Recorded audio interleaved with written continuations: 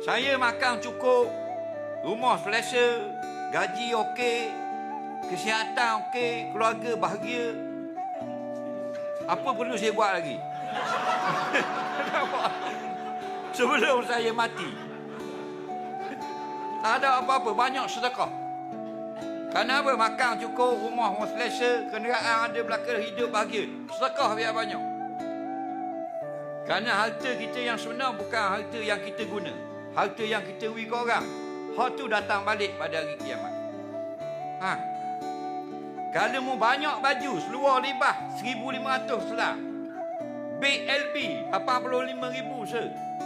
Akhirat lanyang okey. Kenapa? Kerana kamu tidak ada harta.